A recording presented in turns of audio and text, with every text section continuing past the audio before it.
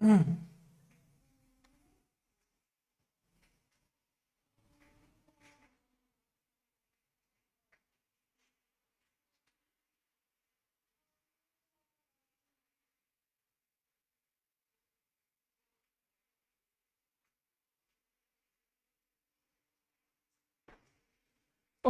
Hello everyone, আসসালামু আলাইকুম। This is Mimran Mustafa. Hopefully আমাকে সবাই দেখতে পাচ্ছ এন্ড শুনতে পাচ্ছ। আমি একটু চেক করে নিব আমার স্ক্রিনটা ঠিকমতো দেখা যাচ্ছে কিনা এন্ড সাউন্ডটা ঠিকমতো শোনা যাচ্ছে কিনা। গতকালকে অনেকেই বলছিল যে ভাই স্ক্রিনের ওই কর্নারের পাশটা দেখা যাচ্ছিল না, সো আমি খেয়াল করি নাই। আজকে আমি একটু আগে চেক করে তারপর লাইভে যাব, ঠিক আছে? মানে লাইভে যাবো বলতে তারপর ক্লাস শুরু করব। আমার ডান দিকে সবকিছু ক্লিয়ারলি দেখা যাচ্ছে, বাম দিকে মনে হয় ইমরানস ক্লাসরুমের ক্লাস পর্যন্ত দেখা যাচ্ছে। সো আমার মনে হয় আমার স্ক্রিনটা একটু টিল্টেড অবস্থায় আছে, এটাকে একটু ঘুরাই দিতে হবে। ঠিক আছে, আমি একটু ঠিক ঠিক করে দেন আমি ক্লাস শুরু করি, ঠিক আছে? বাইনারি স্কুল তো সবই দেখা যায় ঠিক মতো, আমার মনে হয় এইভাবে দিলে জিনিসটা বেটার হবে। এ পাশে একটু নিচে নামাইতে হবে। হ্যাঁ, এই তো। এটাকে স্ক্রিনটা সোজা করে নিই।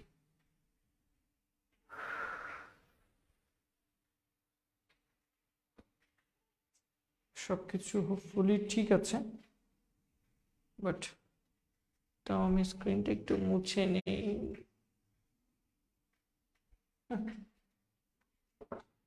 যদি সবকিছু ওকে থাকে আমরা ক্লাস শুরু করব। আজকে আমরা মেইনলি একদম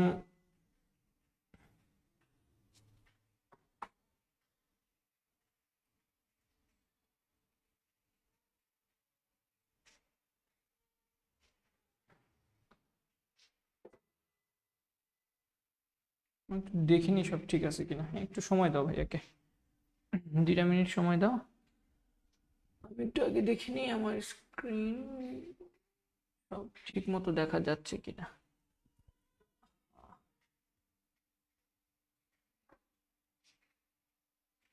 যদিও সব দেখা যাচ্ছে, বাট আমার মনে হয় একটু বামে নিলে ভালো হবে। ইয়েস, একটু বামে নিয়ে নিব, তারপর শুরু করতেছি।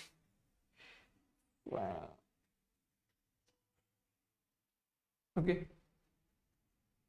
একটু চেক করিনি। হ্যাঁ, 2-3 মিনিট সময় লাগবে, 5 মিনিট সময় লাগবে, তাহলে ক্লাসটাও সুন্দর হবে।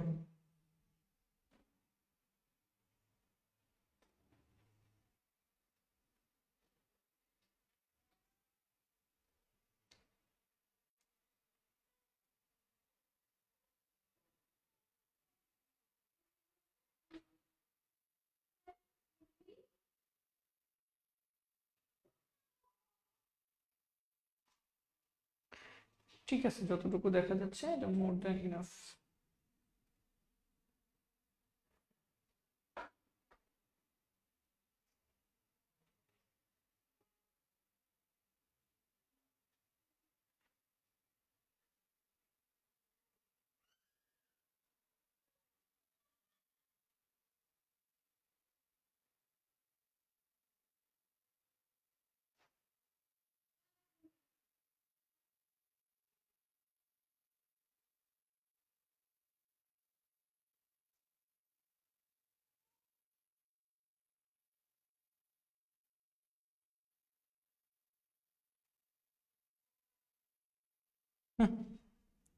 ঠিক আছে, আর দেরি করবো না, শুরু করে দিই, যথেষ্ট সময় হয়ে গেছে। We have had enough.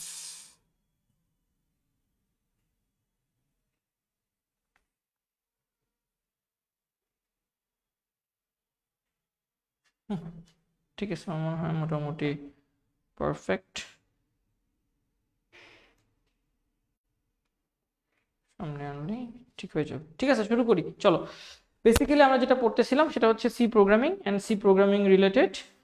আজকে আমরা একদম বেসিক আলোচনা শুরু করব। সি প্রোগ্রামিং কোত্থেকে শুরু হয়েছে না হয়েছে, কে আবিষ্কার করলো, কবে করলো, এবং অ্যাকচুয়ালি সি প্রোগ্রামিং দেখতে কেমন। ঠিক আছে, সো আজকে আমাদের আলোচনা শুরু হবে এই জায়গাটা থেকে। ভিজুয়াল প্রোগ্রামিং হয়ে গেছে, আমরা এখানে ডেটা এরর দেখে ফেলছি। C programming, fine. So what is a C programming? হ্যাঁ, সি প্রোগ্রামিংটা কি ছিল? মেইনলি আমরা জানি আমাদের সি প্রোগ্রামটা আবিষ্কার করছিল 1970 সালে ডেনিস রিচি নামে একজন, যুক্তরাষ্ট্রের বেল ল্যাবরেটরিতে। এবং তারপর তিনি 1978 সালে একটা বই লিখছিলেন, যে বইটার নাম ছিল the sea programming language.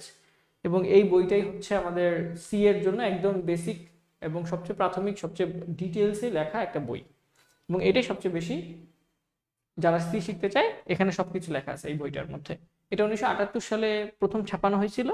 And then 1983 সালে দেখা গেছিল যে সি ভাষা যখন আমাদের ডেনিস রিচি সাহেব আবিষ্কার করলেন, সবাই সি নিয়ে অনেক মাতামাতি শুরু করলো, মানে সবাই সি ইউজ করা শুরু করলো। কিন্তু যারা বড় বড় টেক কোম্পানি আছে ওরা কি করলো, নিজেদের মতো করে সি প্রোগ্রামকে চেঞ্জ করে ফেললো, সি ল্যাঙ্গুয়েজকে নিজেদের মতো করে মডিফাই করা শুরু করলো। তো তখন দেখা গেল যে আসল সি কোনটা, আসল সি ভাষা কোনটা, এক একজন এক এক রকম করে মডিফাই করতেছে যে যার মতো। তখন একটা সমস্যা দেখা গেছে যে অনেক ধরনের ভার্সন বের হয়ে গেছে সি এর। তো ওই ভার্সনটাকে ঠেকানোর জন্য আমাদের আমেরিকান স্ট্যান্ডার্ড ইনস্টিটিউট, যেটাকে আমরা এনসি নামে চিনে থাকি, তারা একটা স্ট্যান্ডার্ড সি সিলেক্ট করে দিছে যে এটা হচ্ছে সি এর স্ট্যান্ডার্ড ভার্সন, বাকিরা যা করতেছে এটা হচ্ছে মডিফাইড ভার্সন। সো ওরা যে স্ট্যান্ডার্ডটা সেট করে দিছে সেটার নাম ছিল এনসিসি, বা সেটা এনসিসি নামে সবার কাছে প্রচলিত ছিল, ঠিক আছে। সো এই এনসিসি নামে সবার কাছে প্রচলিত ছিল। এবং এটা 1983 সালে আনসি হচ্ছে আমেরিকান স্ট্যান্ডার্ড ইনস্টিটিউট, ঠিক আছে, আমেরিকান স্ট্যান্ডার্ড ইনস্টিটিউট। এবং এটা বিসিপিএল থেকে এটা নাম আসছে, আমরা এটা বলেই দিছি। বিসিপিএল ছিল, বিসিপিএল এর ফুল মিনিং ছিল বেসিক কম্বাইন্ড প্রোগ্রামিং ল্যাঙ্গুয়েজ।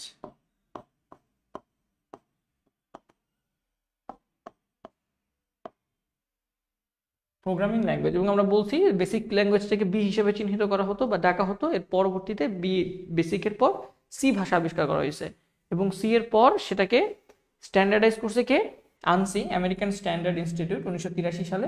এবং তারপর 1980 সালে বিজারনি স্ট্রাউস্ট্রুপ তিনি সিমুলা 67 আর সি এই দুইটা ভাষাকে একসাথে করে এবং কিছু এডিশন করে সি উইথ ক্লাস নামে একটা নতুন ভাষা আবিষ্কার করছে, সি উইথ ক্লাস। এবং পরবর্তীতে এইটাকে আরেকটু আপডেটেড করে 1983 সালে এসে সেটা সি প্লাস প্লাস নাম দেওয়া হয়েছে। সো এই ছিল মোটামুটি ছোটতে সংক্ষেপে আমাদের সি এর হিস্ট্রি। 1970 সালে আবিষ্কার হয়, 1978 সালে বই ছাপানো হয়, 1983 সালে সেটা স্ট্যান্ডার্ডাইজেশন করা হয়, 1980 সালে বিজারনি স্ট্রাউস্ট্রুপ সিমুলা 67 এবং সি কে মিলায় সি উইথ ক্লাস নামে একটা ভাষা আবিষ্কার করে, যেটা 1983 সালে এসে সি প্লাস প্লাস নামকরণ করা হয়। এক লাইনে শেষ, মানে এক পেজে সি এর যাবতীয় যত হিস্ট্রি আছে সব শেষ। এরপর আমরা সি এবং সি প্লাস প্লাসের বেসিক কিছু পার্থক্য নিয়ে আলোচনা করব। তোমরা যদি অনলাইনে ঘাটাঘাটি করো, গুগলে বা বই দেখো, বই দেখবা অনেক অনেক পার্থক্য আছে। সো সব পার্থক্য আমাদের দরকার নেই, যেগুলো ইম্পর্টেন্ট সেগুলো আমি এখানে নিয়ে আসছি। লাইক সি কম্পাইলার দিয়ে, কম্পাইলার মানে কি, যেটা সি ভাষাকে বা আমাদের হাই লেভেল ল্যাঙ্গুয়েজকে মেশিন লেভেল ল্যাঙ্গুয়েজ কনভার্ট করে। সো সি এর জন্য কিছু কম্পাইলার আছে, প্রত্যেকটা ভাষার জন্য কম্পাইলার থাকে আলাদা আলাদা। সি এর কম্পাইলার দিয়ে তুমি সি প্লাস প্লাসকে কম্পাইল করতে পারবা না, মানে প্রোগ্রাম লেখছো সি প্লাস প্লাসে, কিন্তু তুমি চাচ্ছ সি এর কম্পাইলার দিয়ে ওটাকে কম্পাইল করতে, ট্রান্সলেট করতে পারবা না। কিন্তু সি প্লাস প্লাসের কম্পাইলার দিয়ে আবার তুমি সি কে ট্রান্সলেট করতে পারবা, কারণ সি প্লাস প্লাস তো বড় ভাই, সুপারসেট। তো বড় ভাই আন্ডারে অটোমেটিক ছোট ভাই এসে বসছে, কিন্তু ছোট ভাই তো আর বড় ভাইকে ম্যানেজ করতে পারবে না। সি কে বলা হয় প্রসিডিউরাল ভাষা বা প্রসিডিউরাল ল্যাঙ্গুয়েজ। প্রসিডিউরাল ল্যাঙ্গুয়েজ মানে কি তোমাদের বলছিলাম, প্রসিডিউরাল ল্যাঙ্গুয়েজ মানে তোমাকে প্রসিডিউর বলে দিতে হবে যে কিভাবে একটা সমস্যা সমাধান করবে, স্টেপ বাই স্টেপ প্রসিডিউর বলে দিতে হবে। ফার্স্ট এটা নাও, ফার্স্টে ওইটা করো, তারপর ওখানে যাও, ওখান থেকে এটা করো, স্টেপ বাই স্টেপ তোমাকে বলে দিতে হবে। আর নন প্রসিডিউরাল ল্যাঙ্গুয়েজ বা সি প্লাস প্লাস হচ্ছে ওওপি ল্যাঙ্গুয়েজ। ওওপি বলতে আমরা বুঝাইছিলাম, মনে আছে, অবজেক্ট ওরিয়েন্টেড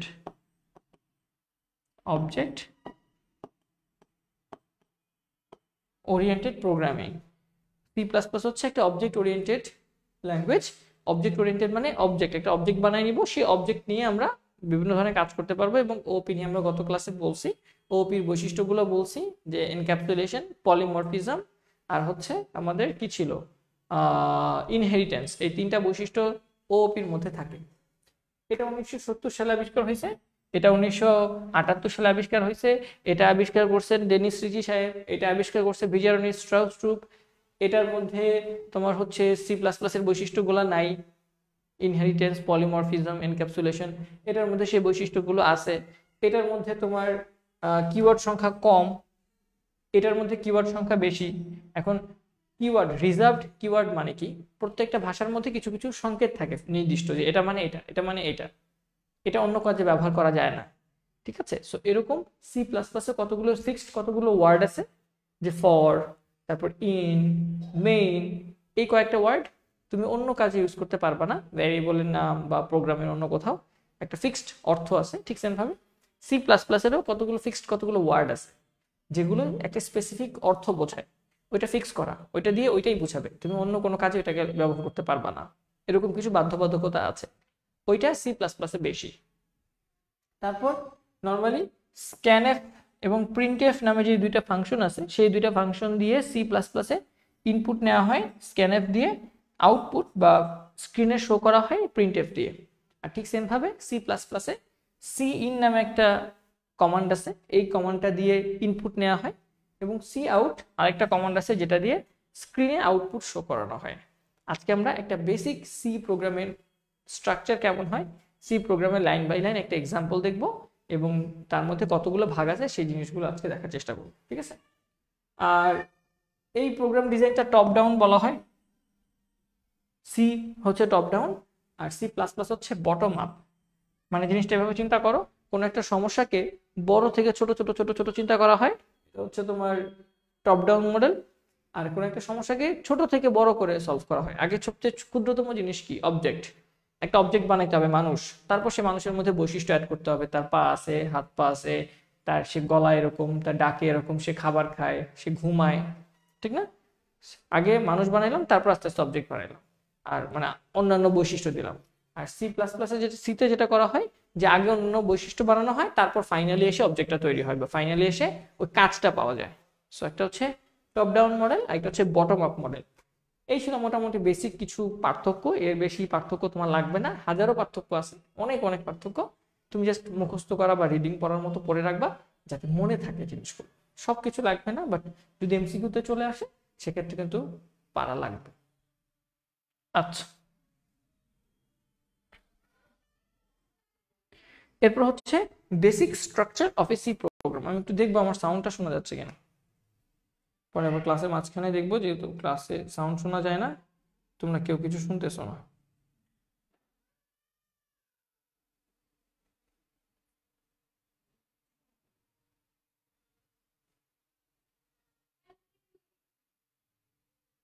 ঠিক আছে,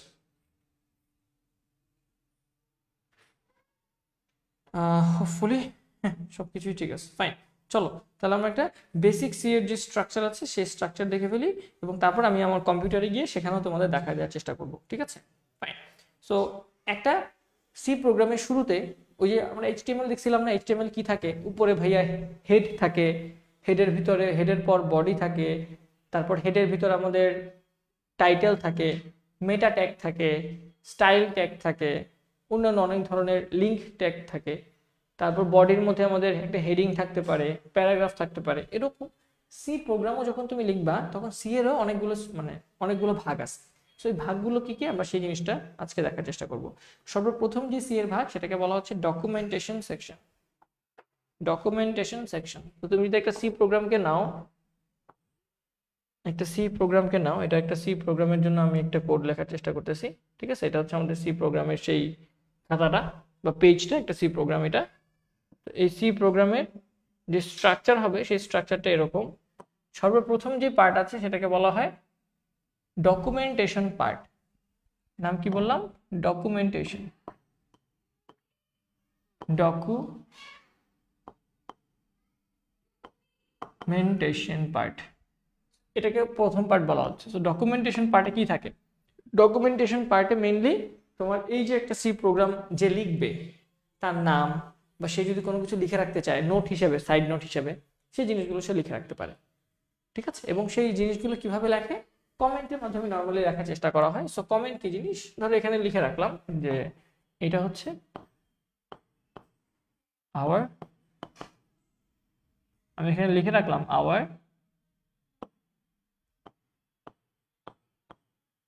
ফার্স্ট প্রোগ্রাম, মানে আমি জাস্ট লিখে রাখলাম, হ্যাঁ, মাই ফার্স্ট প্রোগ্রাম বা আওয়ার ফার্স্ট প্রোগ্রাম। এখানে ডাবল স্ল্যাশ দিয়ে আমি কি বোঝাচ্ছি? ডাবল স্ল্যাশ মানে কমেন্ট। ডাবল স্ল্যাশ দিয়ে কোনো কথা লিখলে এটা প্রোগ্রামে কোনো কাজ করবে না, মানে এই জিনিসটা ডাবল স্ল্যাশের পর তুমি যাই দেখো না কেন, এটা প্রোগ্রামের কোনো অংশ না, বাইরে এমনি জাস্ট তোমার নোট হিসেবে তুমি লিখে রাখতেছো।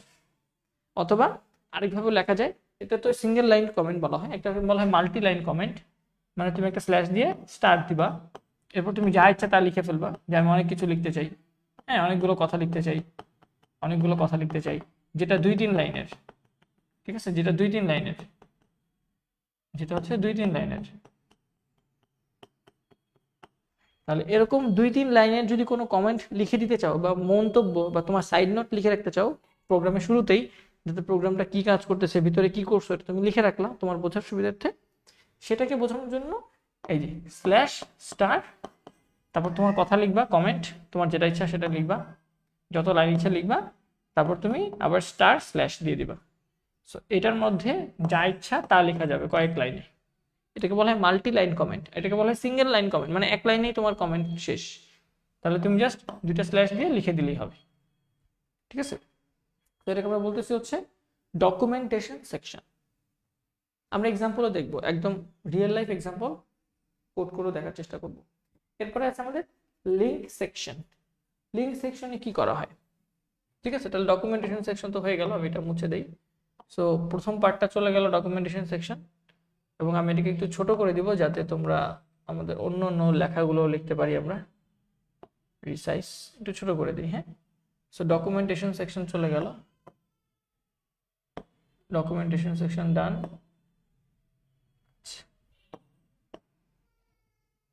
এরপর যে পার্টটা আছে এটা হচ্ছে লিঙ্ক পার্ট বলা হয় এটাকে, এরপর যে পার্টটা আছে সেটাকে বলা হয় লিঙ্ক পার্ট।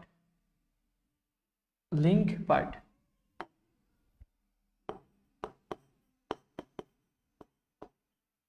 সো লিঙ্ক পার্টে কি করা হয়, নর্মালি আমরা জানি যে আমাদের যে সি প্রোগ্রামটা লিখব, শুধু সি প্রোগ্রামটা লিখলেই হবে না, মানে এখানে অনেক কিছু ইউজ করব যেটা আসলে অন্যান্য অনেক ফাইল থেকে নিয়ে আসতে হয়। তোমার প্রোগ্রামটাকে সহজ করার জন্য, তুমি যে কম্পিউটারের সাথে কথা বলবা, এই ভাষাটাকে সহজ করার জন্য সি প্রোগ্রাম ভাষা আবিষ্কার করা হয়েছে। সি ভাষায় তো অনেক ব্যাকরণ আছে, অনেক ধরনের কিছু আছে যেটা অলরেডি কোনো একটা অর্থ বহন করে। তো এরকম সবকিছু তো তোমার লিখে দেওয়া লাগবে না, কিছু কিছু অলরেডি অনেক কিছু লিখা করে দেওয়া আছে, তুমি জাস্ট এটা ইউজ করলে হবে। যেমন তুমি ইনপুট দিতে চাচ্ছ 2টা নাম্বার, একটা সংখ্যা, এই সংখ্যাটা তুমি ইনপুট নিবে কিভাবে, এটার জন্য অনেক বড় কোড আছে। তো এত বড় কোড তোমার লেখার দরকার নেই, তোমাকে অলরেডি ইনপুট নেওয়ার ব্যবস্থা করে দিছে, তুমি জাস্ট ওই কোডটা এখানে অ্যাড করে দিলেই হয়ে যাবে, ওই ফাইলটা এখানে অ্যাড করে দিয়ে তুমি ওই ফাংশনটা ইউজ করতে পারবা। তো এরকম তোমার এই প্রোগ্রামের জন্য যা যা লাগবে সবকিছু তুমি লিখে দাও না, কিছু কিছু জিনিস রেডিমেড করে দেওয়া আছে। তো ওই রেডিমেড জিনিসগুলো তোমাকে আগে এই প্রোগ্রামে অ্যাড করে নিতে হয়। যেমন তুমি তোমার প্রোগ্রামে কোনো একটা জায়গায় ম্যাথের ক্যালকুলেশন করবা, রুট, স্কোয়ার রুট আছে, তো স্কোয়ার রুট তো এখানে বিল্ট ইন, ওরা রেডিমেড করে একটা ফাংশন বানায়, একটা ফাইল আছে, যে ফাইলের মধ্যে স্কোয়ার রুট, ম্যাথের যাবতীয় সব ফাংশন লেখা আছে। তো তোমাকে সব কাজ করার দরকার নেই, একদম শুরু থেকে অলরেডি ওই ম্যাথের সকল ফাংশন, স্কোয়ার রুট কিভাবে করে, কিউবিক রুট কিভাবে করে, মডুলাস কিভাবে করে, লগারিদম কিভাবে করে, সবগুলো ফাংশন অলরেডি রেডিমেড করে দেওয়া আছে, তুমি জাস্ট এই ফাইলের সাথে ওটাকে অ্যাড করে নেবে, তাইলেই কাজ হয়ে যাবে। এরকম প্রত্যেকটা ভাষায় কিছু রেডিমেড জিনিস থাকে, ওই জিনিসগুলোকে তুমি যদি তোমার ফাইলে অ্যাড করতে চাও, তুমি এই লিঙ্ক সেকশনে সেটা অ্যাড করে নেবে। জাস্ট লাইক আমরা যেটা করি, আমরা একটা হেডার ফাইল ইনক্লুড করে নেই নরমালি, সেটা হচ্ছে hash include stdio.h। Dot H দিয়ে বুঝাচ্ছি এটা একটা হেডার ফাইল, ডট এইচ দিয়ে বুঝাচ্ছি এটা একটা হেডার ফাইল। হেডার ফাইল মানে কি, ওই যে HTML এর মধ্যে আমরা হেড শিখছিলাম, হেডের মধ্যে কিছু অংশ থাকে, ঠিক সেম ভাবে ডট এইচ মানে এটা একটা হেডার টাইপের ফাইল যেটা মাথার দিকে থাকে, এবং এটার কাজ কি, স্ট্যান্ডার্ড ইনপুট আউটপুট। এটার কাজ হচ্ছে স্ট্যান্ডার্ড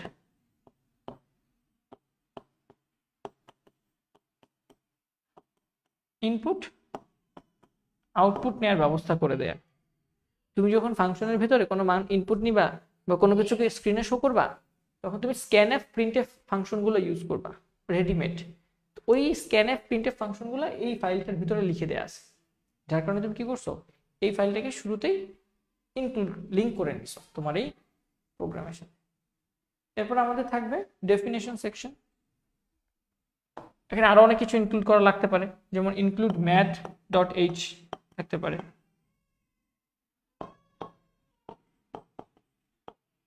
বা math.c।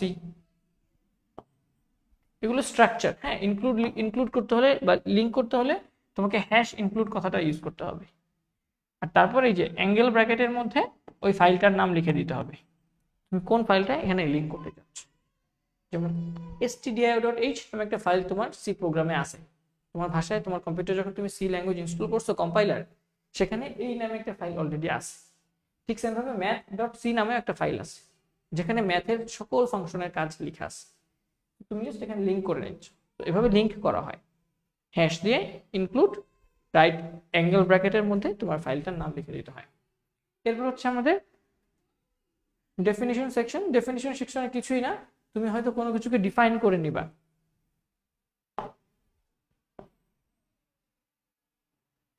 তিন নম্বর হচ্ছে ডেফিনিশন সেকশন।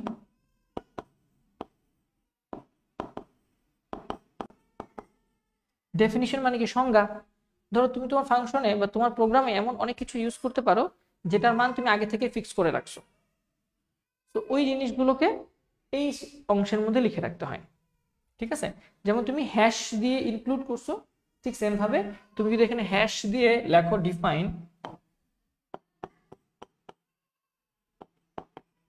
ডিফাইন এবং এখানে পিআই কথাটা লেখো এবং এখানে লেখো 3.1416, তাহলে তোমার ম্যাথে তুমি হয়তো অনেকবার এই কাজটা করবা, অনেকবার পাই লাগবে তোমার ম্যাথে। এমন একটা প্রোগ্রাম লিখছো যে প্রোগ্রামে অনেকবার তোমার হয়তো পাই ওয়ার্ডটা লাগবে, পাই জিনিসটা ইউজ করতে হবে, পাইয়ের মানটা। তো তুমি প্রত্যেকবার 3.1416 লিখার চেয়ে তুমি কি করবা, জাস্ট শুরুতেই ডিফাইন করে রাখবা সংজ্ঞা হিসেবে যে পাই, যখনই আমি বলবো পাই তখন আমাকে 3.1416 রিটার্ন দিয়ে দিবা। তুমি প্রোগ্রামের মধ্যে তুমি পাই লিখলে সে তোমাকে ওই পায়ের জায়গায় এই মানটাকে এনে বসাই দিবে, বুঝছো? এটাকে বলা হয় ডেফিনিশন সেকশন বা ডিফাইন করে দেয়া। কোনো মান তোমাকে বারবার লাগবে সেটা তুমি আগে উপরে ডিক্লেয়ার করে আসবে যে হ্যাঁ এটা মানে কিন্তু এটা। তুমি এখানে অন্য যে কোনো কিছু ডিক্লেয়ার করতে পারো। হ্যাঁ, যে ধর আমি ডিফাইন কি করতে পারি, ডিফাইন ধরো আইসিটির জন্য একটা কোড, বা আমি আইসিটির জন্য কি করা লাগতে পারে, ধরো বাইনারি। ঠিক আছে, বাইনারিতে তুমি চাও যে 10 মানে কি, যখন তুমি 10 লিখবা সেই 10-এর জায়গায় সে বাইনারি সংখ্যা 1010 এটাকে লিখে দিবে, বুঝছো? তো তুমি লিখবা, বানান করে লিখবা 10 বাট সে বুঝে নিবে 1010। সো বুঝতেই পারছো, শর্টকাট টাইপের যে কোনো একটা মানকে আমি অন্য নাম দিয়ে লিখে রাখলাম, যে যখনই আমি এটা ইউজ করবো তখন কিন্তু আমাকে ওই সংখ্যাটা এনে দিবা। এটাকে বলা হয় ডেফিনিশন সেকশন। আচ্ছা, দেন আমাদের আছে গ্লোবাল ডিক্লারেশন সেকশন। দেন আমরা বলতে পারি আরেকটা সেকশন আছে যেটাকে বলা হয় গ্লোবাল ডিক্লারেশন সেকশন, 4 নম্বরে।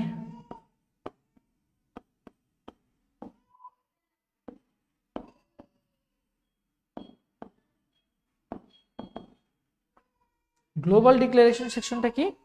গ্লোবাল ডিক্লারেশন সেকশন হচ্ছে এমন একটা সেকশন, গ্লোবাল মানে কি সার্বিক। এখন গ্লোবালি যদি দাম বাড়ে কিছু তেলের, তাহলে বাংলাদেশেও দাম বাড়ে না। সো একটা জিনিস এভাবে চিন্তা করো যে সার্বিকভাবে তুমি বলে দিচ্ছ এই আমার একটা ভ্যারিয়েবল আছে, যে ভ্যারিয়েবলের মান 10, বা তুমি বলতেছো যে আমার কাছে একটা বই আছে বা আমার কাছে একটা ঘড়ি আছে, যেই ঘড়িটার দাম হচ্ছে এত টাকা। এখন তুমি দুনিয়ার যেই প্রান্তেই যাও সবাইকে সেটাকে চিনবে না। গ্লোবাল এমন একটা জিনিস যেটা গ্লোবাল, যেমন গ্লোবাল ল্যাঙ্গুয়েজ বা ইন্টারন্যাশনাল ল্যাঙ্গুয়েজ কি ইংলিশ। এখন ইংলিশ ভাষা তো ইন্টারন্যাশনাল ভাষা, সবাই চেনে, সবার জন্য ভাষা। সো তুমি এটা যেই দেশেই যাও না কেন সবাই বুঝবে না যে হ্যাঁ এটা হচ্ছে ইংলিশ ভাষা। ঠিক সেম ভাবে গ্লোবাল ডিক্লারেশন সেকশনে এমন কিছুকে রেখে দেওয়া হয় যেটা সবাই চিনবে, বুঝছো? যেমন ধরো আমার বাসায় আমার নাম হচ্ছে ইমরান, ঠিক আছে? এখন আবার পাকিস্তানের একটা ক্রিকেটার নামও আছে ইমরান। এখন কেউ যদি পাকিস্তানের খেলা যারা দেখে, সার্বজনীন সারা বিশ্বের মানুষ ক্রিকেট দেখে সাপোজ, সবাইকে যদি গিয়ে বলা হয় যে ইমরান কে, সবাই বলবে ও তো ক্রিকেটার, ঠিক না? কিন্তু আমার ঘরে এসে যদি কেউ বলে ইমরান কে, তাহলে সবার আগে কে হাত তুলবে? আমি না? বলবো যে আমি হচ্ছে ইমরান। সো গ্লোবাল ইমরান খান বা পাকিস্তানের ক্রিকেটার হচ্ছে সে গ্লোবাল ফিগার, আর আমি ইমরান হচ্ছে লোকাল ফিগার, মানে আমি লোকাল, আমার এরিয়াতে আমাকে সবাই ইমরান নামে চেনে। আমার এরিয়াতে যদি কেউ বলে এই ইমরানকে 10 টাকা দাও, সবাই এসে আমাকে 10 টাকা দিবে। এই ইমরানকে 2টা মাইট দাও, আমাকে মাইট দিবে, আমাকে পিটানি দিবে। এই ইমরান কোথায়? ইমরানের কাছে আইসিটি পড়বো, ফিজিক্স পড়বো, ম্যাথ পড়বো, আমার কাছে আসবে পড়তে। কিন্তু যদি আমার এরিয়ার বাইরে গিয়ে কোথাও কাউকে জিজ্ঞাসা করা হয় যারা নর্মালি ক্রিকেট খেলা দেখে, যে এই ইমরান কিন্তু গতকালকে কোনো একটা বারে গেছিল, রাইট? বা ইমরান কিন্তু এই করছে, অমুক করছে, ইমরান কিন্তু বিয়ে করে ফেলছে, এই কথা যদি কেউ কাউকে গিয়ে বলে, তখন সে বলবে আচ্ছা এটা হচ্ছে পাকিস্তানের cricketer Imran Khan, right? So বা ইন্ডিয়ার বলিউডের অ্যাক্ট্রেস হচ্ছে ইমরান হাশমি, এরকম। সো একটা হচ্ছে গ্লোবাল যাকে সবাই চিনে, আর একটা হচ্ছে লোকাল যাকে শুধু ওই এরিয়ার মানুষজন চিনে, বাইরে কেউ চিনে না। তো গ্লোবাল ডিক্লারেশনে কি করা হয়? ওই কাজটা করা হয় যে তুমি যদি কোনো কিছুকে এখানে লিখে দাও যে এটার মানে এইটা, তখন সারা দুনিয়ায় মানে নিচে যত কাজ করবা সবাই ওকে চিনবে যে হ্যাঁ ইমরান নামে কিন্তু কেউ একজন আছে, ইমরানের দাম হচ্ছে এত টাকা, ঠিক আছে? সো আমি যদি এখানে একটা ডিক্লেয়ার করে দেই ইন্টিজার কিছু, যে ইন্টিজার আমার আইসিটি কোর্স প্রাইস, এটা হচ্ছে আমি বলে দিব 1000 টাকা, না 1000, আমাদের তো 1250 টাকায় চলতেছে কোর্সটা, সো 1250। সো আমি কি করলাম? আইসিটি কোর্স প্রাইস নামে একটা নাম দিলাম, যে নামের ভিতর 1250 রেখে দিলাম। সো দুনিয়ার নিচে যত মানুষজন ইচ্ছা তত মানুষজন যদি এই নামটা ধরে ডাকে, তাহলে তার কাছে 1250 চলে যাবে। তো গ্লোবালি আমি একজনকে নাম দিলাম যে তোমার নাম হচ্ছে আইসিটি কোর্স প্রাইস, আর তোমার ভ্যালু হচ্ছে 1250। দুনিয়ার যে কোনো প্রান্তে গিয়ে যদি কেউ ওকে ডাক দেয়, ও 1250 হিসেবে রিপ্লাই করবে সবাইকে, বুঝছো? বাট এখানে কিছু তোমার ইউজার ডিফাইন ফাংশন থাকতে পারে, ওখানে তুমি চাইলে নতুন আরেকটা ভ্যারিয়েবল রাখতে পারো, বা আরেকজনের নাম এই সেম নাম দিতে পারো অন্য ভ্যালু দিয়ে, বুঝছো? নিচে গিয়ে যদি আরেকজন আইসিটি কোর্স লঞ্চ করে, যে সে বললো আমার একটা কোর্স আছে আইসিটি কোর্স, যেটা প্রাইস হচ্ছে 900 টাকা বা 1000 টাকা, তাহলে সে সেটা করতে পারবে, সমস্যা নেই, এই সেম নাম দিয়েই করতে পারবে। কিন্তু একটাকে আমরা বলবো গ্লোবাল, ওই নামটাকে যে ফাংশনের ভেতর একটা নাম লিখছে, নাম কোর্স ছাড়ছে, সেম নাম দিয়ে তাকে দিব লোকাল। একটা গ্লোবাল, একটা লোকাল। ফাইন। এরপর ফাইনালি আমাদের মাঝখানে আছে হচ্ছে তোমাদের main function and sub program. Finally সবচেয়ে ইম্পর্টেন্ট পার্ট হচ্ছে মেইন প্রোগ্রাম। সবচেয়ে ইম্পর্টেন্ট পার্ট হচ্ছে এখানে মেইন প্রোগ্রাম। মেইন যে কোনো একটা সি প্রোগ্রামের কাজ শুরু হয় মেইনলি মেইন থেকে। তুমি যত কিছু লিখবা, যত কাজ লিখবা, যত কাজ করাইতে চাও প্রোগ্রামটা দিয়ে, প্রবলেম সলভ করতে চাও, সবকিছু হচ্ছে মেইন নামে এই অংশটার ভেতরেই থাকবে। সো মেইনের ভিতর কি থাকে? মেইনের ভিতর এই যে মেইন লেখা থাকে, এটা একটা ফাংশন, ফার্স্ট ব্র্যাকেট দিয়ে কোনো একটা নাম দিয়ে ফার্স্ট ব্র্যাকেট দিলে এটা একটা ফাংশন বোঝায়। ফাংশন কি করে? ইনপুট নিয়ে আউটপুট দেয়। এই ফাংশনটার ভিতর তুমি যা যা লিখবা তার সব কিছু হচ্ছে সি প্রোগ্রাম তোমাকে করে দেবে, বুঝছো? করে কিছু একটা আউটপুট দিবে, এবং এখানে লাস্টে এসে একটা রিটার্ন করতে হয়, রিটার্ন সামথিং, সাপোজ 0। এখানে তুমি নিজের মতো যত কোড ইচ্ছা তত কোড লিখতে পারবা, যত লাইনের কোড ইচ্ছা তত লাইনের কোড তুমি এই মেইন ফাংশনের ভিতর লিখতে পারবে, এতে কোনো বাধ্যবাধকতা নাই, এবং এখানেই যত কাজ করা হয় সেটা। অ্যান্ড ফাইনালি লাস্ট হচ্ছে সাব প্রোগ্রাম সেকশন, ওইটা অতটা কাজের না।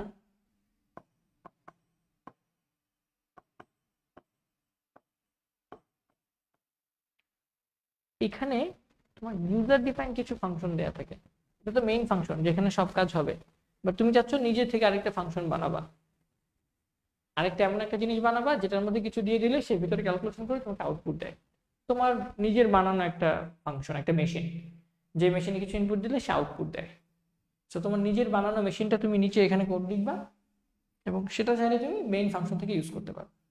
বুঝছো? ধরো একটা ক্যালকুলেটর বানাইলা, যে ক্যালকুলেটরের দুইটা নাম্বার দিলেই সে তোমাকে তাদের যোগফল দিয়ে দিবে, বুঝছো, বা তাদের গড় বের করে দিয়ে দিবে।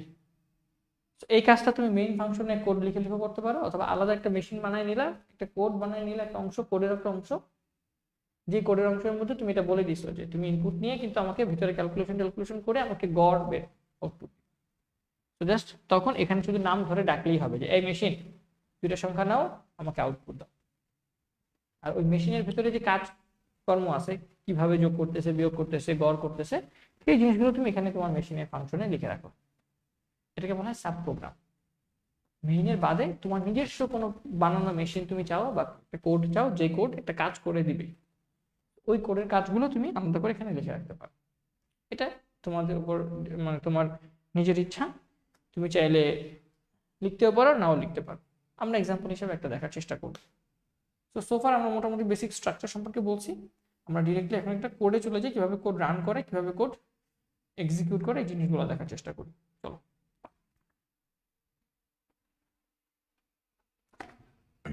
আমি আমার ল্যাপটপ স্ক্রিনে চলে আসবো। হোপফুলি একটু পরে তোমরা আমাকে দেখতে পাবা, একটু অপেক্ষা করো।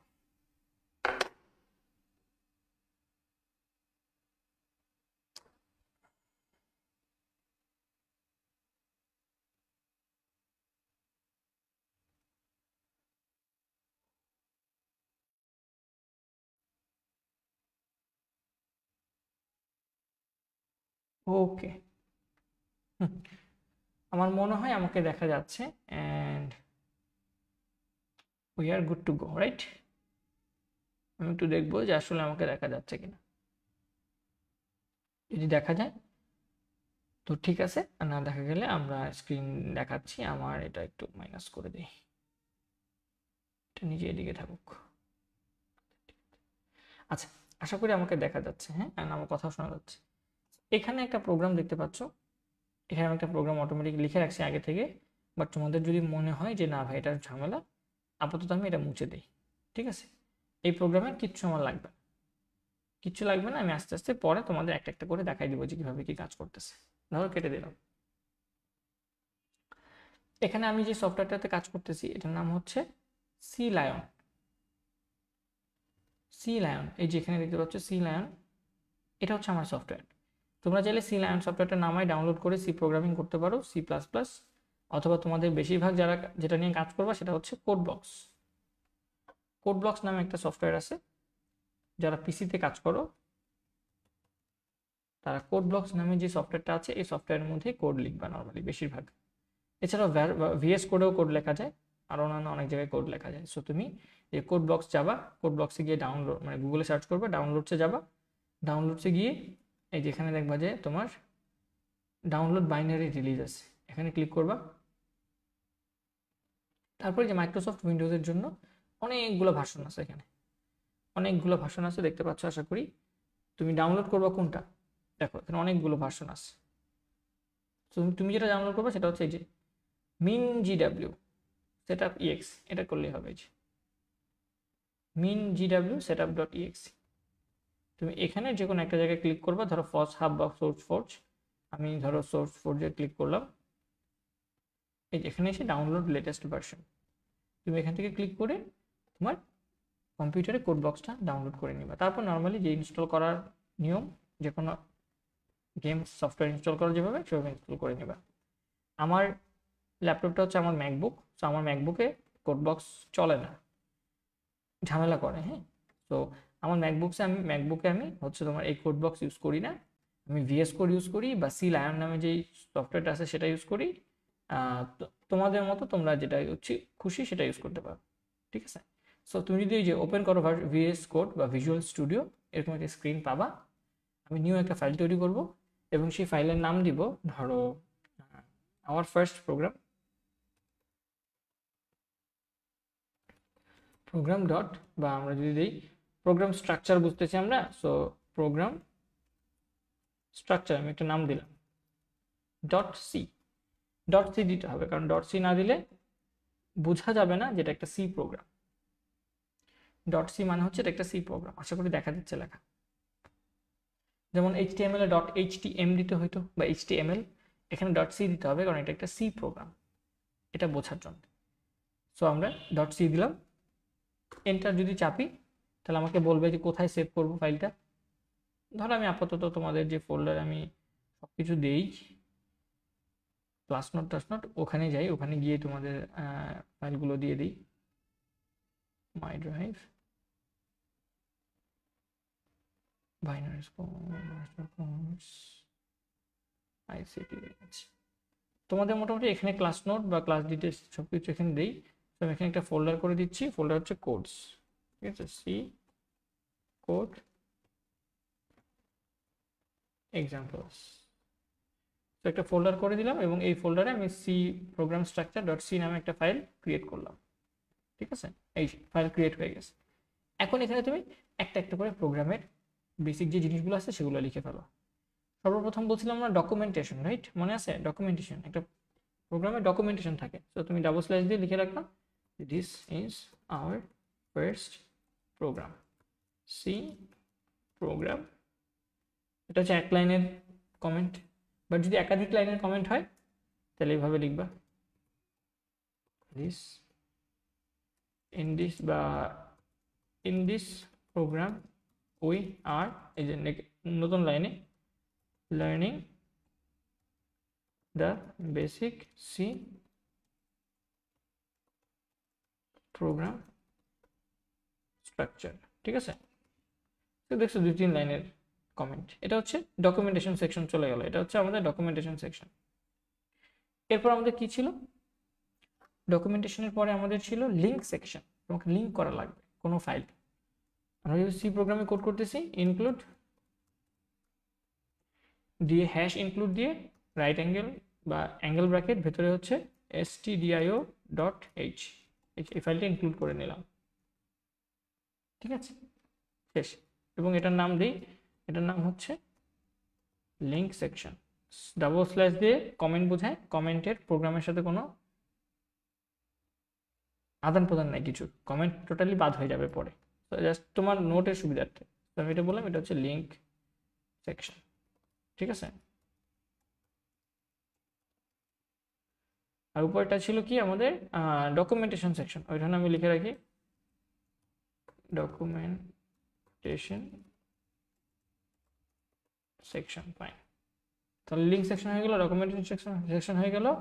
এবার হচ্ছে ডিফাইন, ডিফাইন সেকশন, কোনো কিছুকে ডিফাইন করে রাখতে চাইলে আমরা যেটা বলছিলাম হ্যাশ ডিফাইন দিয়ে পাই দিয়ে আমি যদি 3.1416 সেট করে রাখি তাহলে এখানে একটা ভ্যালু ডিফাইন হয়ে গেল এবং এটার নাম দিব আমরা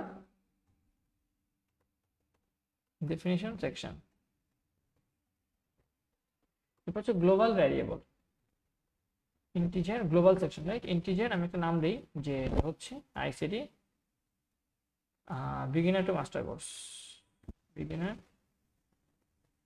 টু মাস্টার কোর্স, এবং এটার ভ্যালু হচ্ছে তোমার 1250 টাকা, ঠিক আছে। তাহলে এটা হয়ে গেল কি, এটা হয়ে গেল আমাদের গ্লোবাল ডিক্লারেশন সেকশন।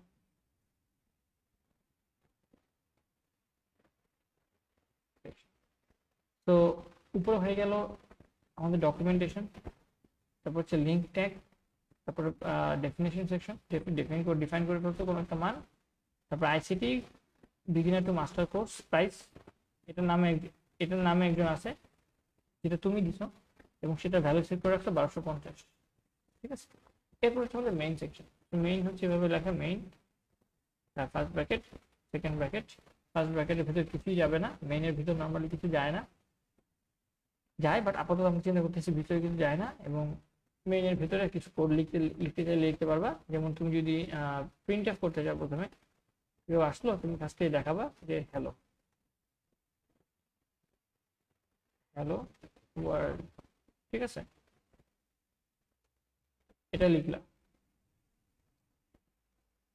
এরপর তুমি যেটা বলবা যে স্ক্যানএফ বা আবার একটা প্রিন্টএফ, প্রিন্টএফের ভিতরে তুমি লিখলা যে এন্টার নাম্বার, ঠিক আছে, তুমি কি বললা একটা সংখ্যাকে ইনপুট নিবা, এর জন্য প্রিন্ট করলা যে এই আমাকে নাম্বার দাও, এই কথাটা শো করাইলা। এখন এই দুইটা কিন্তু একই লাইনে শো হয়ে যাবে, হ্যালো ওয়ার্ল্ড আর এন্টার এ নাম্বার, বাট আমি চাই আলাদা আলাদা লাইনে প্রিন্ট হোক।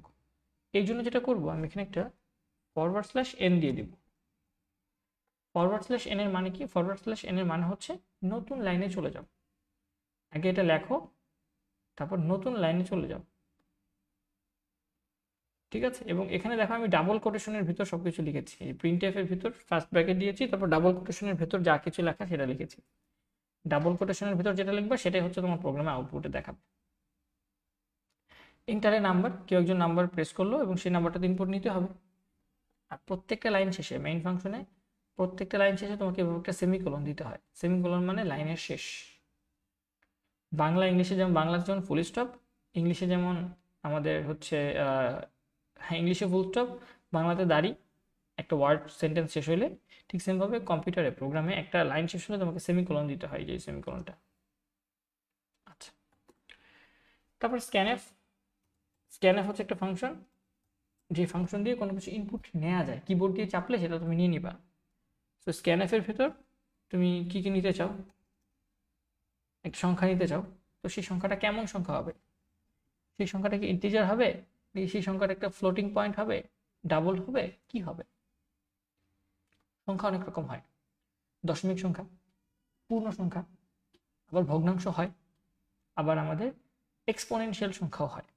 আমরা যেহেতু সংখ্যাটা ইনপুট নিব, সাপোজ আমরা একটা বৃত্তের ক্ষেত্রফল বের করতে চাচ্ছি πr², সো আমি এন্টার এ নাম্বার না, যে আমি বলি এন্টার এ রেডিয়াস, বৃত্তের ব্যাসার্ধ, এবং সে ব্যাসার্ধটা কেমন হতে পারে? ভগ্নাংশ হতে পারে, পূর্ণ সংখ্যা হতে পারে, ঠিক না? তাহলে আমি যেটা করলাম, আমি স্ক্যানএফ দিয়ে আমি একটা সংখ্যাকে ইনপুট নিই, %f।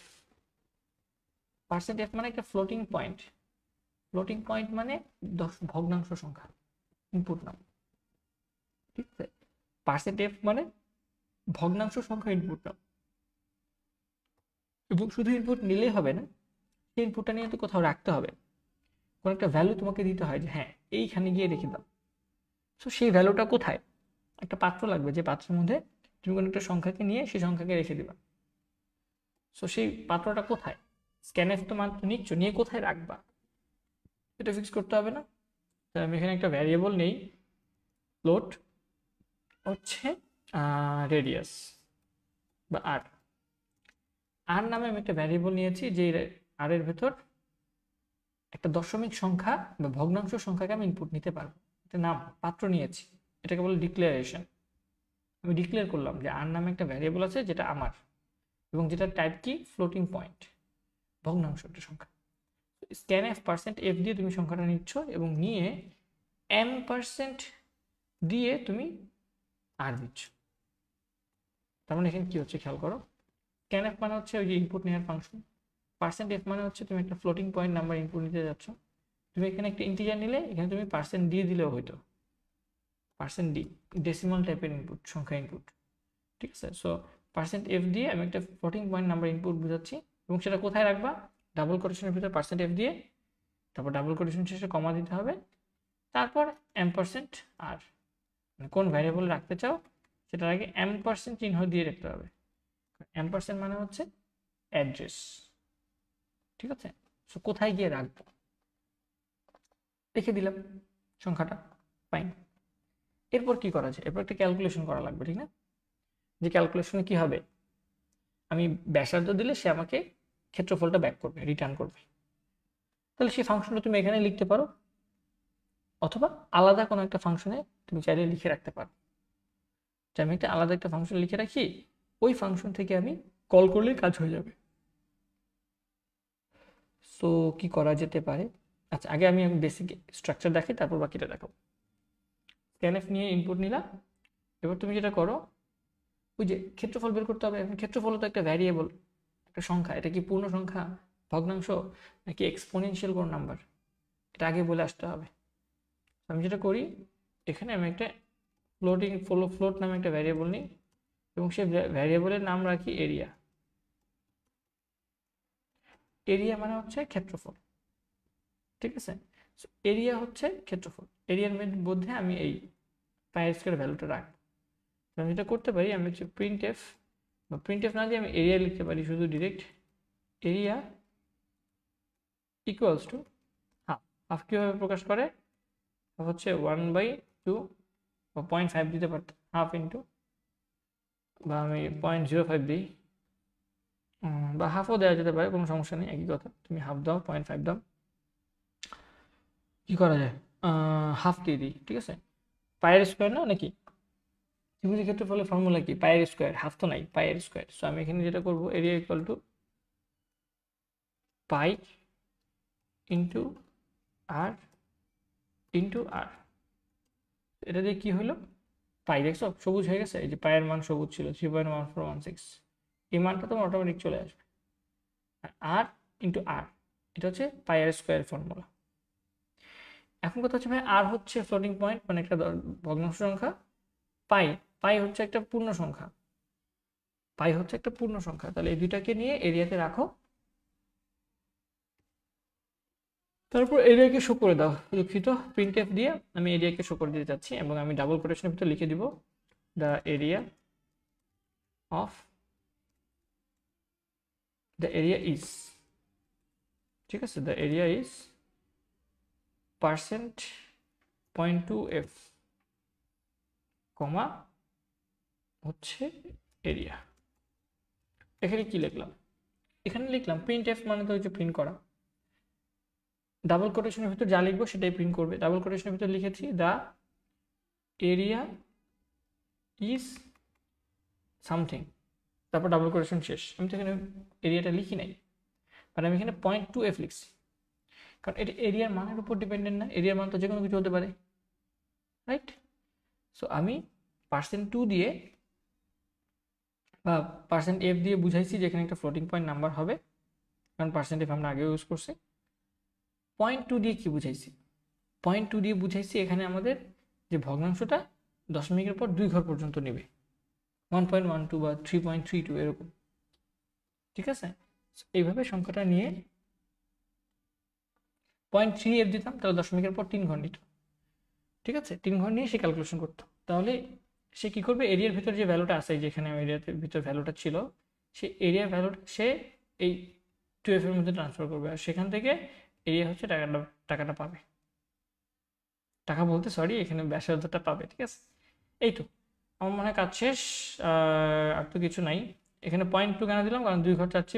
.f হচ্ছে ফ্লোটিং পয়েন্ট, আর সাব প্রোগ্রাম এখন না দেখাই, মোটামুটি এখানে যা দেখাইছি তা মোর দেন ইনাফ। তো আমি একটা প্র্যাকটিস করে দেখি এবং এটা লিখে দিই, এটা হচ্ছে মেইন সেকশন, ঠিক আছে।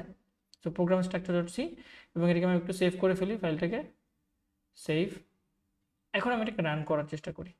রান করার জন্য এখানে এসে ডাবল ক্লিক করে রান কোড দিলেই হয়ে যায়। রান কোড দিলে কোডটা রান করে, ঠিক আছে। তাহলে কোডটা রান করতেছে, এবং আমার এখানে আছে, এখানে একটা ভুল হয়েছে, কি দেখেন তো। আচ্ছা, warning type specifier meaning defaults to int, এখানে আমার একটা এরর হয়েছে, এই এররটা দেখাইছে কম্পাইলার, সাথে সাথে কিন্তু দেখায়নি, সাথে সাথে দেখাইতো কখন, যখন ইন্টারপ্রেটার হইতো। আচ্ছা, ইন্ট দিয়ে যখন আমরা মেইন ফাংশন ইউজ করছি, আচ্ছা ফাইন, বুঝতে পারছি। Programme column 18 19, so 18 number line 15 number column.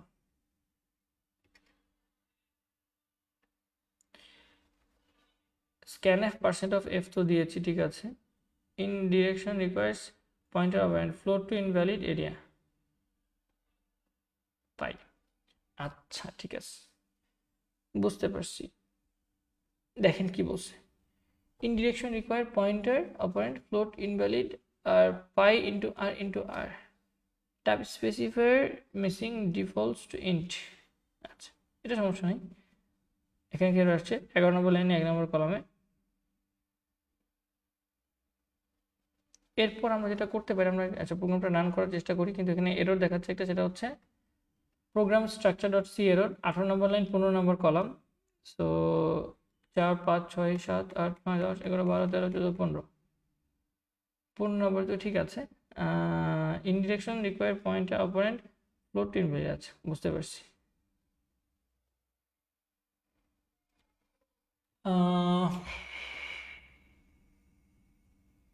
পাই ইন্টু আর ইন্টু আর আমরা তো ঠিকই দিয়েছি, এবং কোন ভ্যালুটা এনে দিবে সেটাও বলে দিছি।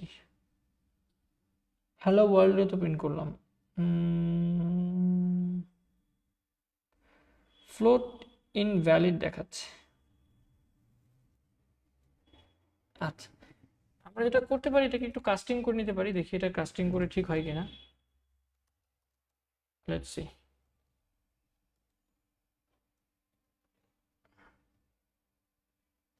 রান কোড, এখনো এরর দেখাচ্ছে। In direction require pointer operant float invalid area is equals to এটা সামথিং। ইনভ্যালিড এরিয়া দেখাচ্ছে, পায়ের মান আর এর মান আর এর মান গুণ করা লাগতেছে, রাইট? এখানে ঝামেলা হচ্ছে। সো কি করা যেতে পারে? আমরা জাস্ট যোগফল দেখলে হয়তো পারতাম, রাইট? যোগফল দেখলে পারতাম, বা এখানে আমি যেটা করি এগুলোকে ফ্লোট না বানায় এগুলোকে ইন্টিজার বানাই দিই। হ্যাঁ, ভ্যারিয়েবলগুলো হচ্ছে ইন্টিজার মানে পূর্ণ সংখ্যা, ইন্ট। তারপর এখানে আমি ফ্লোট বা ফ্লোট যদি রেখেও দেওয়া মনে হয় হয়ে যাবে, দেখি। বানান ভুল ছিল, ফ্লোট। তো আমি যদি এটাকে রান করার চেষ্টা করি,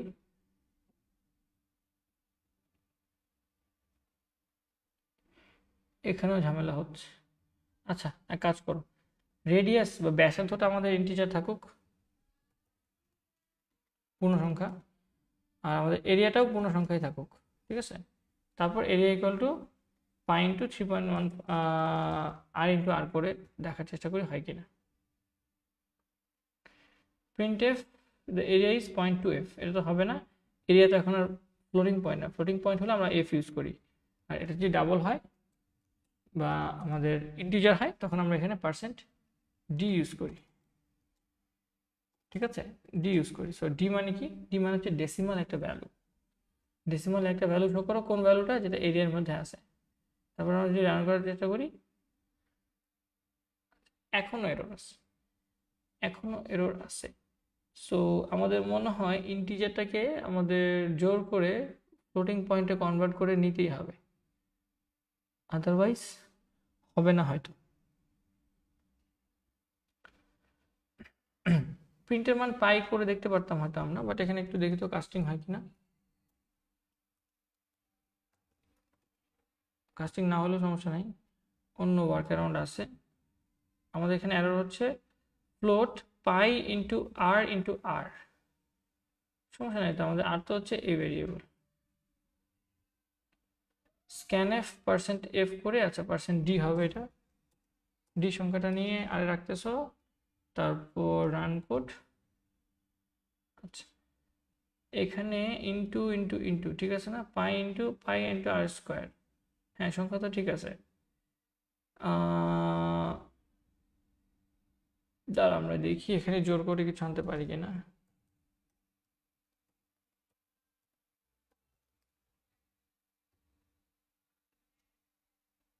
না, এটা যাচ্ছে না। 18 নম্বর column, 28 number, 18 number line, 28 number column, 1 2 3 4 6 7 8, right? 9 10 11 12 13 14 15 16 17 18 20। Indirection requires pointer operand int invalid area float, float pi equal to pi.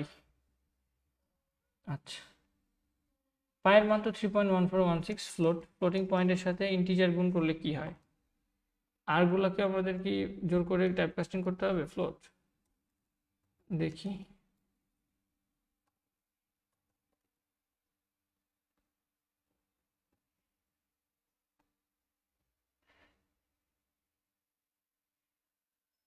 আচ্ছা আচ্ছা আচ্ছা, বুঝতে পারছি, বুঝতে পারছি। আপাতত ফ্লোট দরকার নেই, যা আছে ইন্টিজারই থাকুক।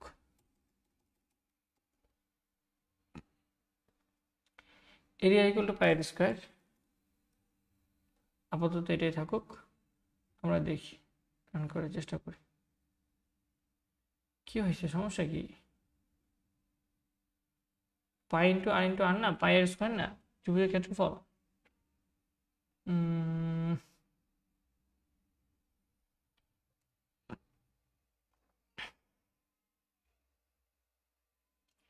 সহজ একটা দেখতে পারতাম হয়তো, না? সহজটা দেখলেই মনে ভালো হইতো।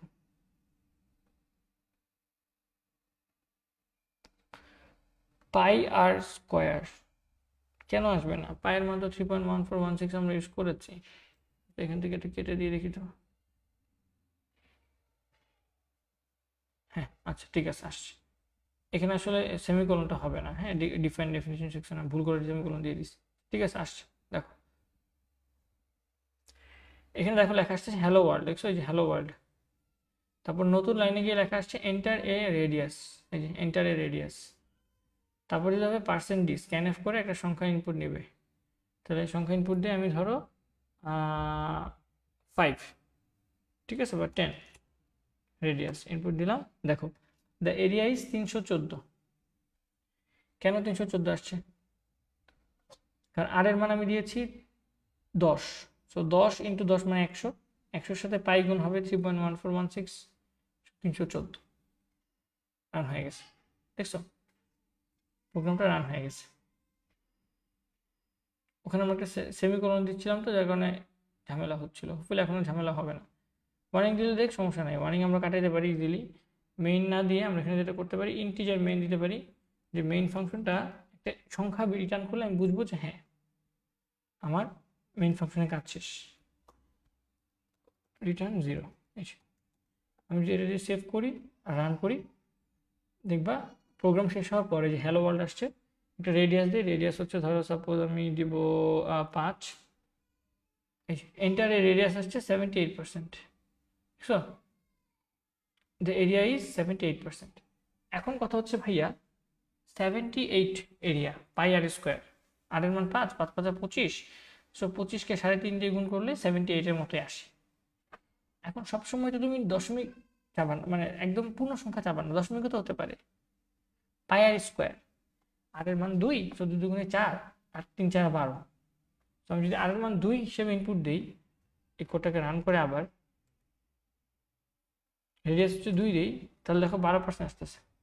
সো 2কে 2 দিয়ে গুণ করলে কত? 4, আর 4কে 3 দিয়ে গুণ করলে 3 4 12 টাকা, রাইট? তাহলে দশমিকের পর ভগ্নাংশগুলো গেছে কই? 3.1416 ছিল না একক, তো 1416 গেছে কই? এটা তো ছোট। তো ওই 1416 যদি ছোট মান হয়, কি যেন বলতেছিলাম, আচ্ছা এটা হচ্ছে একটা বেসিক স্ট্রাকচার। হ্যাঁ আমার মনে হয় আর কিছু দরকার নেই। ডকুমেন্টেশন সেকশনে হচ্ছে কমেন্ট দিবা, লিঙ্ক সেকশন হচ্ছে কোনো কিছু লিঙ্ক করতে চাইলে লিঙ্ক দিবা, যেমন হেডার ফাইল আমি এখানে লিঙ্ক করছি। তুমি চাইলে হ্যাশ ইনক্লুড math.c আমি যে ফাইলটা আছে এটাও ইনক্লুড করতে পারবা। তুমি পাইকে ডিফাইন করছো, তুমি অন্য কিছুকে ডিফাইন করতে পারতা, যে define ICT course price equal to 1250। So এইভাবে তুমি চাইলে গ্লোবাল মানে ডিফাইন করে রাখতে পারো কোনো কিছু। আবার এখানে চাইলে তুমি গ্লোবালি কোনো কিছু ডিক্লেয়ার করতে পারো, কোনো ফাংশনও ডিক্লেয়ার করতে পারো। আমরা নেক্সট দিন আরেকটু ডেপথে গিয়ে দেখবো হয়তো। এটা একটা বেসিক স্ট্রাকচার। ইন্টিজার একটা সংখ্যা নিলাম, পূর্ণ সংখ্যা, একটা পাত্র নিলাম, ইন্টিজারকে এরিয়া নামে একটা পাত্র নিলাম, প্রিন্ট করলাম হ্যালো ওয়ার্ল্ড, আবার প্রিন্ট করলাম একটা সংখ্যা দাও, সেই সংখ্যাটা ইনপুট হিসেবে নিলাম, আর এর মধ্যে রাখলাম, এরিয়া ক্যালকুলেট করলাম পাই ইন্টু আর ইন্টু আর, প্রিন্ট করতেছি the area is dash under.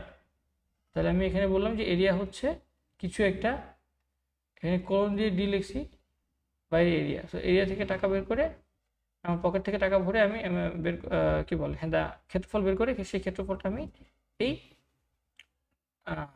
Area নামে যেই পাত্রটা ছিল সেই পাত্রের মধ্যে রেখে দিচ্ছি, এবং সেই পাত্র থেকে নিয়ে এসে এখানে প্রিন্ট করে দিচ্ছি। ঠিক আছে, এই যে দ্য এরিয়া ইজ, দেখছো 12% লেখা আসছে যে, তো এখানে এরিয়ার মান হচ্ছে 12%। এভাবে ইনক্লুড দিয়ে লিঙ্ক, ডিফাইন দিয়ে ডেফিনেশন, ডিফাইনের লাস্টে সেমিকোলন হবে না, তারপর আরেকটা গ্লোবাল ভ্যারিয়েবল, এটা আমি নেক্সট দিন দেখাবো, আর নিচে মেইন ফাংশন, নিচে অন্যান্য আদার্স ফাংশন হতে পারে। আজকে দেরি হয়ে গেছে, আমি নেক্সট ক্লাসে এটা আরেকটু পার্ট দেখাই আমরা আরেকটু ইনডেপথ আলোচনা করব। ঠিক আছে, তো আজকের ক্লাস এই পর্যন্তই। বেসিক স্ট্রাকচার নিয়ে একটু ঘাটাঘাটি করো, বইটা একটু রিডিং করো, নেক্সট ক্লাস থেকে আমরা আরেকটু ইনডেপথে আলোচনা করার চেষ্টা করব। সো টিল দেন ভালো থাকো, সুস্থ থাকো, সবাইকে আসসালামু আলাইকুম।